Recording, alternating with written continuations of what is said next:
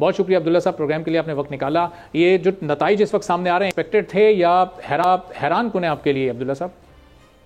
बहुत शुक्रिया जी। देखिए, पहली बात यह है कि एग्जिट पोल जो कि उन्होंने कहा था, जिसके ऊपर बहुत ज्यादा वावेला हो रहा था और जिसको बेसिकली हाइप क्रिएट करके सोशल मीडिया पे, प्रिंट इलेक्ट्रॉनिक मीडिया पे, क्योंकि हम ये जानते हैं कि बीजेपी ने बहुत ज्यादा नवाजा है। तमाम प्रिंट और इलेक्ट्रॉनिक मीडिया जो है, तकरीबन 90% से ज्यादा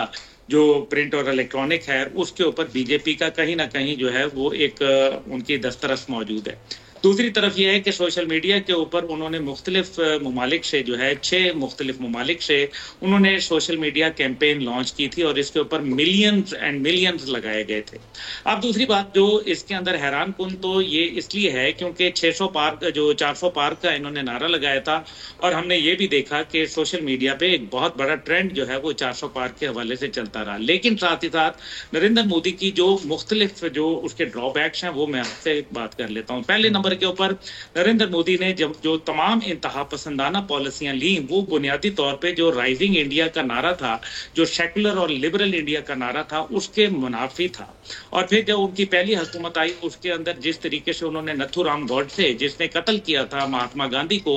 उसके मुजस्मे जो है वो वहां लगाने शुरू कर दिए और गांधी के मुजस्मे जो थे वो उतारने शुरू कर दिए। जाहिर है इंडिया के अंदर एक अपना भी निजाम है, उनकी जो सरकार थी, जिसको आप ब्यूरोक्रेसी कह लें, उनके अंदर इस बात के लिए बहुत तहफ़्फ़ुज़ात थे और बहरहाल 10 साल उन्होंने लोगों को खूब बेवकूफ़ बनाया। लेकिन इसके अंदर जो उन्होंने खुल के जो मुसलमानों की मुखालफत की और बाकायदा इस बार तो ये आ गया कि 400 सीटों में से उन्होंने एक सिर्फ सीट के ऊपर मुसलमान कैंडिडेट जो है वो खड़ा किया, जो बुनियादी तौर पे 16%, जिसको भारत मानता है कि 16% जो है मुसलमानों की नुमाइंदगी होनी चाहिए लोकसभा के अंदर या राज्यसभा के अंदर, जो कि उनकी आप असेंबलीज कहते हैं, तो उसके अंदर जो है वो अक्सरियत उनको नहीं दी गई और 5% पे लाके दे दी गई, यानी कि 16% कहां और 5% कहां। दूसरी बात उन्होंने ये भी कहा कांग्रेस के ऊपर और इंडिया, जो कि एक उनका जो कहते हैं अखंड हमारा जो वो एक बंधन है, वो गठजोड़ जिसको कहा जाता है, या यहाँ कोयलेशन कह लें, तो वो उस कोयलेशन के अंदर उन्होंने ये कहा कि जी कोयलेशन जो है वो अगर आ गई मैदान में तो वो मुसलमानों को उनके हकूक दे देगी और कोटे सिस्टम को जो है वो खत्म कर देगी और कोटा सिस्टम सारा मुसलमानों के हाथ में आ जाएगा। ये वो बातें थी जिनको जानना हमारे लिए जरूरी है। अब जो उनके ऊपर जो बुनियादी तौर पे जो एनडीए, जो नेशनल डेमोक्रेटिक अलायंस जो पार्टी है, जिसके अंदर बीजेपी एक कंपोनेंट है, लेकिन क्योंकि ये एनडीए के तहत इलेक्शन लड़े जा रहे हैं तो बीजेपी को तकरीबन 250 के से ज्यादा इस टाइम पे सीटें जो हैं वो उनके पास आ चुकी हैं। लेकिन जिसका नारा, जैसे आपने अपने बयानिए में कहा, वो लगाया, वो उनके पास मौजूद नहीं है। दूसरी तरफ जो है, जो उत्तर प्रदेश के अंदर बैठे हुए हैं जो है बाबू नायडू, जो है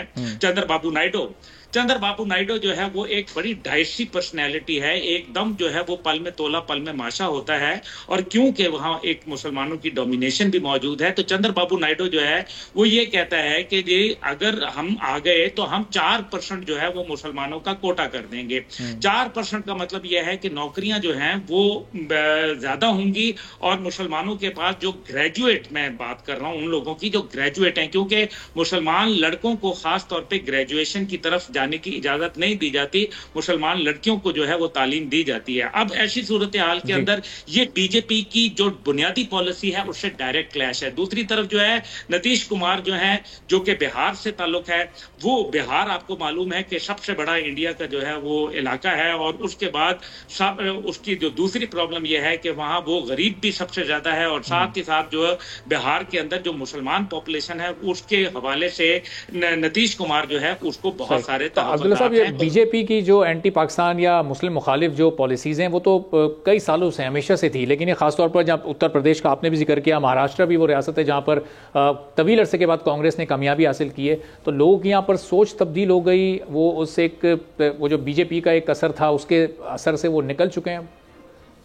जी बिल्कुल, देखें इंतहा पसंदी हो गई और फिर ये देखा कि जो सिर्फ पाकिस्तान मुखासमत में, पाकिस्तान नफरत के अंदर और फिर चीन के साथ भी जो है उन्होंने अपने ताल्लुकात खराब कर लिए। देखें, इंडिया का जो बिजनेसमैन है उसको मालूम है कि वो चीन के साथ एक बहुत बड़ा कारोबार कर रहा है और अभी तकरीबन 70-80 बिलियन डॉलर का उनका तिजारत का हुजम है चीन के साथ। और एक नाराज चाइना जो कि एक नई सुपर पावर उनके एक पड़ोस में खड़ी है, उसको निगेट करके जो है वो अपना कारोबार चला रहे हैं। सिर्फ दुश्मनी की बुनियाद के ऊपर लड़ाई भी हुई, आपने देखा एक्साई चेन के ऊपर, और फिर जो जिस तरीके से हमने उनको वादी गलवान के अंदर मार खाते हुए देखा भारतीयों को, तो ये वो तमाम बातें हैं। दूसरी तरफ पाकिस्तान मुखालिफ बयानिया था, फिर मुसलमान मुखालिफ था, फिर जो सबसे बड़ा जो मेरे ख्याल में उनको सेटबैक हुआ कि वो तमाम जो वादे वईद नरेंद्र मोदी ने किए थे वो धरे के धरे रह गए। नरेंद्र मोदी की जो बुनियादी इकोनॉमी है, अब जो इंडिया वालों को समझते हैं उनको अच्छी तरीके से पता है कि नरेंद्र मोदी जो है वो इस टाइम पे सिलिकॉन वैली के ऊपर ज्यादा उनकी इकोनॉमी जो है वो बेस कर रही है, जो कि मगरिब की मरहून मिन्नत है। जो अपनी प्रोडक्शन उनकी है वो उस अंदाज के अंदर नहीं हो रही। नतीजा ये हो रहा है कि लोग जॉबलेसनेस हो रही है। और फिर सबसे बड़ी बात यह है कि जो 2/3 अक्सरियत की वो बात कर रहे थे कि अगर वो हमें मिल जाएगी तो वो पूरा जिसको कहते हैं कि लैंडस्लाइड किस्म की जो वो पॉलिसीज में तब्दीली करेंगे। लेकिन अब जो कांग्रेस और जिसको आप इंडिया कहते हैं, जिसके अंदर तमाम जो अखट बंधन है उनका, उस अखट बंधन के अंदर जो है वो फिर नरेंद्र मोदी को खुले आम जो है वो अपनी पॉलिसीज को अमल दरामद करने का मौका नहीं मिलेगा और फिर इस तरह से उसको कट लगेगा। और सबसे बड़ी बात जो इसके अंदर है वो ये है कि नरेंद्र मोदी जो है वो अपनी जो लोकल सियासत है उसके अंदर फंस के रह जाएगा। इंटरनेशनल दुनिया ने इसको बड़ा बुरे अंदाज में लिया जब इसने जाके कतर के अंदर, इसने कनाडा के अंदर, इसने अमेरिका के अंदर, इसने जो है दीगर ममालिक के अंदर जब दहशतगर्दों को रॉ के भेजा और रॉ के दहशतगर्दों ने बैठ के, और खुद आज मैं सिख सिंपोजियम में मौजूद था जहां उन्होंने कहा कि पाकिस्तान में कत्ल करवाए, मावराए अदालत कत्ल करवाए, अभी राजनाथ सिंह का बयान मौजूद था। तो ये वो तमाम बातें हैं जिसकी वजह से मेरे ख्याल में इलेक्शन जो है वो डिजायर्ड रिजल्ट ठीक है। और ये वो शिद्दत पसंद बयानिया था जो अभी तक खत्म नहीं हो रहा। जब सब्सक्राइब करें और बेल दबाएं ताकि कोई खबर रह न जाए।